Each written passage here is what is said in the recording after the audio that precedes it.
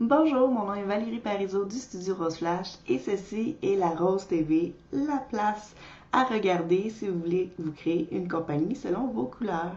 Donc aujourd'hui, je voulais vous parler, je voulais vous donner mes trucs, c'est des trucs super concrets sur quelque chose qui vient me chicoter constamment. C'est comment nommer vos fichiers sur votre ordinateur, vos fichiers, vos photos, etc. Donc, aujourd'hui, je vais vous donner mes trucs et une méthodologie, donc comment faire pour s'y retrouver.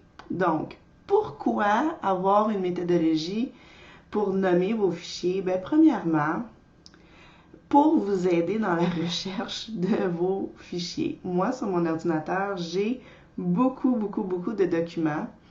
Si je les nomme pas adéquatement, trouver un document va me prendre vraiment beaucoup de temps. Donc, de les nommer adéquatement, ça va m'aider dans ma recherche, dans la fonction recherche sur mon ordinateur. C'est aussi une bonne façon de parler de la même chose. Donc, si, par exemple, vous êtes graphiste, vous avez un client qui vous demande son logo, ben de nommer le nom de la compagnie avec le logo. Je veux dire, votre client va mieux se retrouver lui aussi dans tous les documents que vous allez lui envoyer. Deuxièmement, un système d'organisation et de classement, c'est quelque chose de bénéfique en général pour une compagnie. Ça aide au niveau, là, c'est-à-dire que ça va vous faire sauver du temps. Et puis, ça fait en sorte que tout le monde fonctionne de la même façon. Donc, peut-être que vous êtes tout seul en ce moment dans votre bureau, dans votre compagnie, mais si vous avez des employés éventuellement, d'avoir un système d'organisation, bien, tout le monde va être sur la même longueur d'onde, tout le monde va travailler de la même façon. Ça aide au niveau des opérations dans votre compagnie. Donc, je vous l'ai dit aussi, ça va vous faire sauver du temps.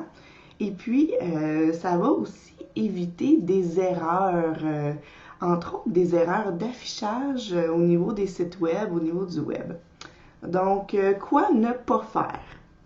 Première chose, mettez pas d'espace dans vos noms.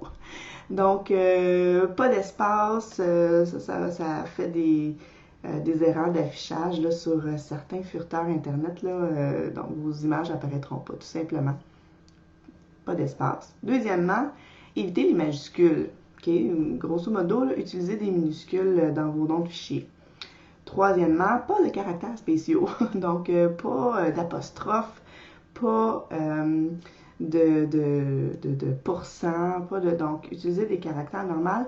Et j'inclus là-dedans pas d'accent. Donc, évitez tout accent dans vos noms de fichiers. Je sais que ça se lit mal, mais au niveau, encore une fois, de l'affichage web, d'avoir des accents, là, il y a certains furteurs là, qui ne les voient pas du tout.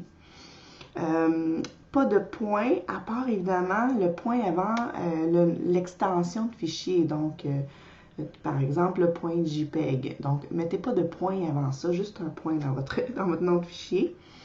Et puis, ne commencez pas par un nombre, votre nom de fichier, parce que la fonction de recherche sur votre ordinateur, donc évidemment, si vous recherchez une photo de nuage et puis que ça commence par 01 nuage, bien, votre ordinateur ne le verra pas.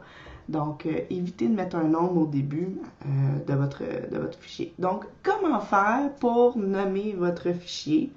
C'est en fait très simple. Moi, je vous recommande de le nommer comme qu'est-ce que c'est. Donc, par exemple, si c'est une photo de votre chien saucisse adoré dans un lac, ben moi, je mettrais chien saucisse lac, par exemple. Si votre document, c'est je sais pas moi, un logo en haute résolution, eh bien, je mettrais le nom de la compagnie, logo, bas, fichier, dossier final ou haute résolution ou bref. Je le nommerais comme ça. Donc, nommez vos fichiers comme qu'est-ce que c'est. Donc, pas de untitled 01, pas de IMG avec un nombre à côté, parce que, je veux dire, au niveau de la recherche, là, votre logiciel, il ne trouvera pas votre document. Ensuite, qu'est-ce que vous pouvez faire pour améliorer la lecture de votre fichier? Vous pouvez utiliser les tirets et les tirets bas. Donc, nous autres ici, comment qu'on fonctionne, c'est on va utiliser les tirets pour le nom et puis le tiret bas si on rajoute une information au niveau du document. Comme par exemple, je sais pas moi,